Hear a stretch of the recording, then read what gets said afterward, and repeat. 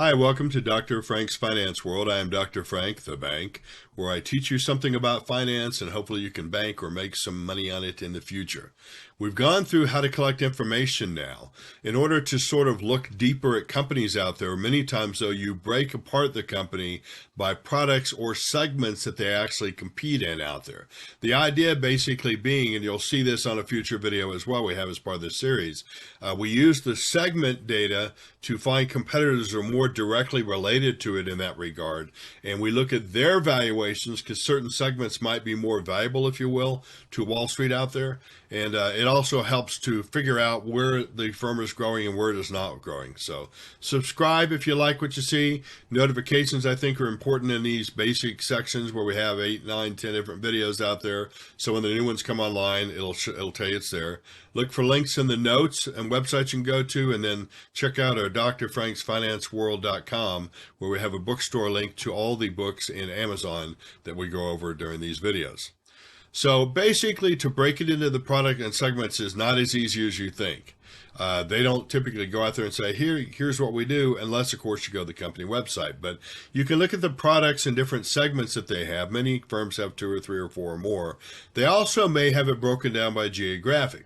And the reason why that is important is because different parts of the world do better at certain points in time than others. So I always try to look at the geographic segments when I'm looking at what they do to try to figure out whether they're going to make money or not. We also want to consider the life cycle of the firm, of the industry, and its products, and we will want to look at competitors in order to compare whether they're the best in that segment or the next to best or the worst or whatever, and how they're doing relative to others. That's part of the fundamental process. So, where can you go to get these? Company websites are great. I'm going to pull up one of those next. Finally, which that the SEC are there as well. Something I'm going to introduce you to called channel checking, and then a real quickie on Value Line, where it gives you some information company-wise as well. So if you were to go to a company website, I did for this one, I can, on FinViz or Yahoo Finance, you can go and click on it actually, and it will go directly to the company linked website out there. And that's what I did to get this.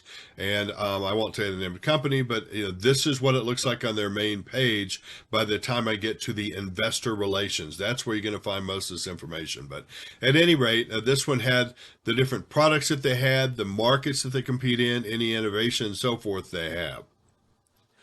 When it came to the products out there, this one had advanced optics, it had display glass, environmental technologies, they had business they did in the life sciences, as well as optical communications and pharmaceutical technologies. So quite an interesting company that's involved in the whole glass business out there, but that has many, many, many other applications rather than just plain old glass. If you go over to the markets, you can see that they have optical communications, which is fiber optic cable and that kind of stuff, mobile consumer electronics, display technologies, automotive, life sciences, additional markets. And to get a look at each of these, you can just click on them and get more information too. But it's pretty interesting that they gave you, here's where we go to try to find business and to compete.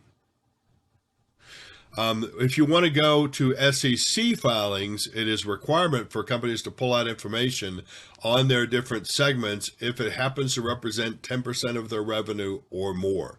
So they have to pull it out. What they typically give you, though, only is revenue and some of the basic net income or profit numbers from it. It's still helpful to compare it to others, but don't expect an income statement, if you will, on every single one of their segments out there. They will also many times break it down by geographic segment. When you read through the 10K, 10Q filings, the annual filings with company and stuff out there, you can see this kind of stuff. And it's something to do on occasion is to read and see what management has to say and see how they break down numbers, because it gives you an idea of how you can actually investigate the firm. Value Line is a little less helpful, but it does give, if you go back to the Value Line stuff that we looked at before, they have the main Value Line PDF on a firm, and it gives some growth and basic numbers on the left-hand side, earnings per share and dividends and stuff. In the middle top, it talks about, all the numbers over the last 15 years, price earning book, lots of different numbers up there and so forth. There's a little segment between there and the description of the company, and that's where I got this from. It talks about the business that the company actually competes in.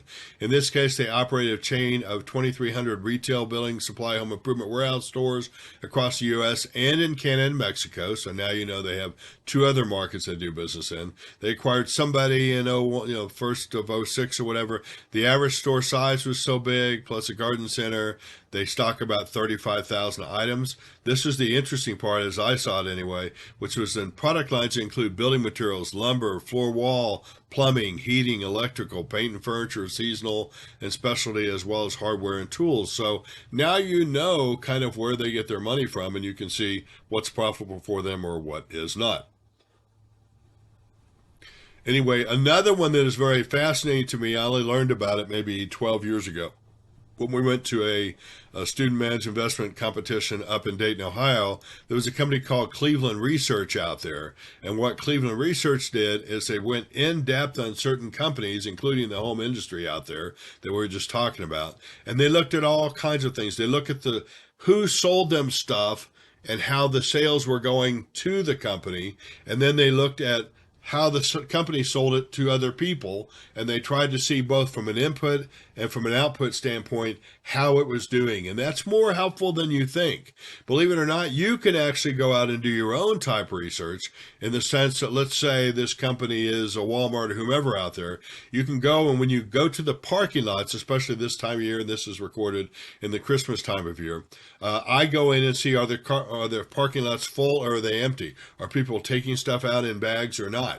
And believe it or not, the single observation of you in one area is more applicable country or company-wide than you think. So anyway, Cleveland Research does that. It's called channel checking, independent analysis. You can do your own as well. But it's very helpful out there. You can visit businesses. We've done that with some of our CFA teams, and then observe what they have or whether people are walking out with product or not. It's also interesting to think of a business life cycle. There's an industry life cycle and a business life cycle, but businesses basically are born and then they grow and then they start to reach maturity and they start back down. But really, what a company is an amalgam of products. And so I like to look at the different products and try to say, how is that product doing at this point in time?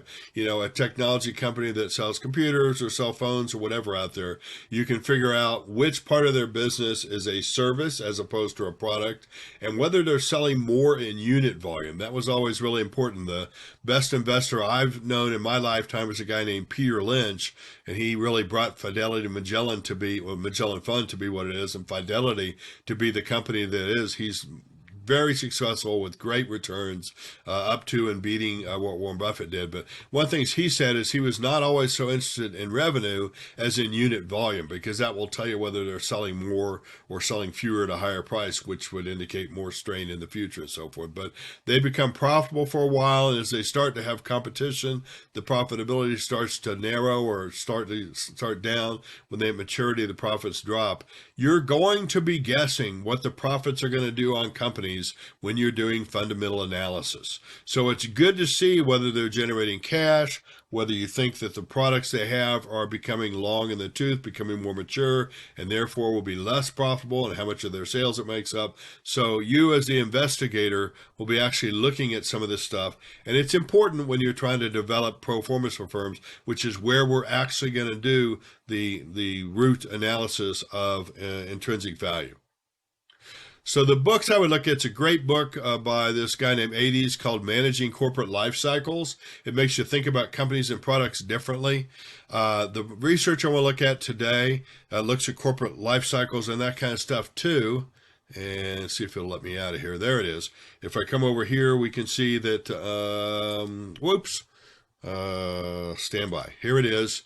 If you open it's from Harvard Business Review, which actually has some pretty good articles in it too. Initially, it was match your Salesforce structure to your business cycle, more important than you think.